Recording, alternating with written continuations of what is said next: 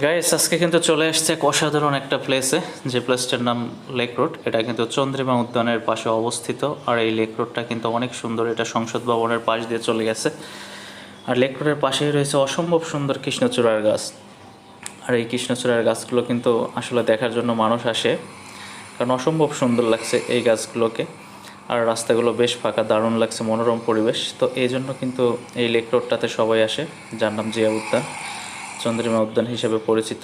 তো আমি যাব চন্দ্রিমা উদ্যানে আজকের ভিডিওটা থাকছে আমার সাথে আমার সহধর্মিণী। তো দেখেন স্কেটিংও করছে এখানে। আজকে চলে আসলাম চন্দ্রিমা উদ্যানে, যেটাকে শহীদ জিয়ার কবরস্থান আছে। জায়গাটা কিন্তু অনেক সুন্দর, আমার সাথে ঘুরে আরও অনেক কিছু দেখতে পারবেন। তো আমার সাথে আসবেন, দেখবেন আজকে পুরো ভিডিও জুড়ে আপনাদেরকে দেখাবো। তো এখানে আমি অনেকদিন অনেকবার আসছি, তো জায়গাটা আসলে অনেক ভালো। এখানে কিন্তু লোকাল পোলাপান, তারপর হচ্ছে অনেক স্টুডেন্ট, তারপর হচ্ছে ফ্যামিলি, অনেক মানুষ এখানে ঘুরতে আসে, তারপর বিনোদনের জন্যই কিন্তু এখানে আসে। তো চাইলে আপনারাও আসতে পারবেন।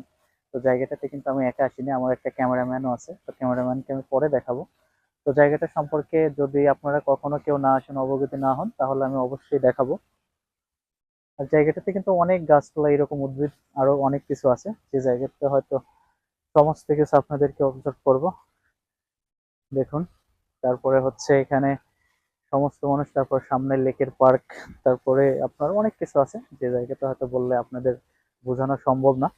আর এরকম বোঝাতে গেলে আপনাদেরকে এখানে এসে চারিদিকে যতই দেখি শুধু মানে প্রেমের খেলা। আর প্রেমটাই যেন বর্তমান বাংলাদেশের একটা লীলা খেলা।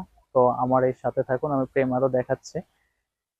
দেখুন, চারিদিকে যত আছে সব প্রেমের খেলা, এই নীরব অঞ্চলে চলে প্রেমের লীলা খেলা। তবে আমি আসলে ওভাবে না, আমি হচ্ছে ম্যারিড পার্সন, তো আমি আমার ওয়াইফকে সাথে করে নিয়ে আসছি, আর এই নিয়ে আসার ভিডিওটাই কিন্তু এখানে আমি শো করছি।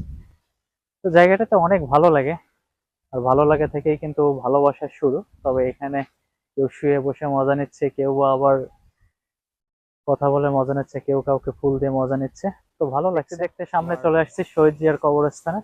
এটা কিন্তু বাংলাদেশের অনেক হিস্টোরিক্যাল সেলিব্রেটেড।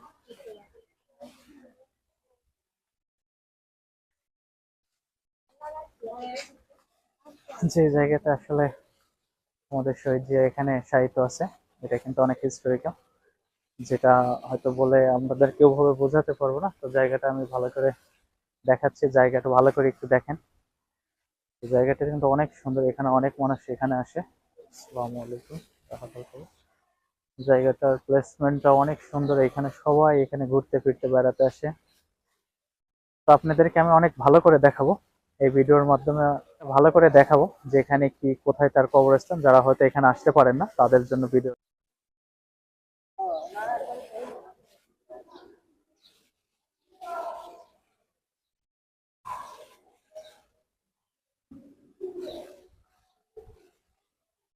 জায়গাটা এখন অনেক ফ্রেশমেন্ট, আগের চেয়ে অনেক পরিষ্কার। আমি যখন আসছিলাম তখন এত পরিষ্কার ছিল না, তবে এখন জায়গাটাতে অনেক সুন্দর করে রাখা আছে। তোমার কাছে কেমন লাগতেছে? বাংলাদেশের মধ্যে হচ্ছে সবচেয়ে সুখী মানুষ, রিল্যাক্স একটা ঘুম দেবে, তারপরে আবার উঠবে।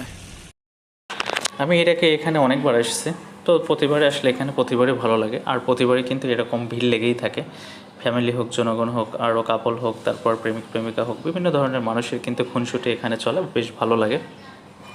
আর এখানে একটা সুইমিং পুল, মানে একটা লেক পার্ক আছে, লেকের পাড়ে কিন্তু সবাই গোসল করে, এটাও কিন্তু একটা দারুণ অনুভূতি। তার চাইতে আরও বেশি ভালো লাগে ওখানে বসে থেকে ফুচকা খাওয়া যায়, কিংবা ওখানে ছবি ওঠা যায়। তো এখানে ছেলে মেয়ে উভয় ফ্যামিলি কিন্তু আসে, তো এইসব দেখে ভালো লাগে। তো এবার হচ্ছে আমাদের ফুচকা খাওয়ার পালা। তো ফুচকাটা নেওয়া হলো, এখানকার ফুচকার সাইজটা একটু দেখাচ্ছি ভালো করে। তো কি আর করা, এখন ভালোবাসা তো এখন আমাদের দুজনের একটু প্রকাশ করতে হবে, তাছাড়া তো কোনো উপায় নেই। তো আমাকে ফুচকা খাইয়ে দিল। সত্যি কথা বলতে, জীবনে যতদিনই বেঁচে থাকবেন ততদিনে একটু ভালোভাবে আনন্দ করে বেঁচে থাকার চেষ্টা করবেন। তা না হলে সবসময় তো ডিপ্রেশন, সবসময় নানা রকম কাজে আমরা কিন্তু সবসময় প্রতিনিয়ত ব্যস্ত থাকি। আর এই ব্যস্ততাকে কিছুটা ফাঁকি দিয়ে একটু আপনারা ঘোরার চেষ্টা করুন, তাহলে দেখবেন মন মাইন্ড অবশ্যই পরিষ্কার থাকবে। তো আল্লাহ হাফেজ গাইস, ভালো থাকবেন আমার ভিডিওতে।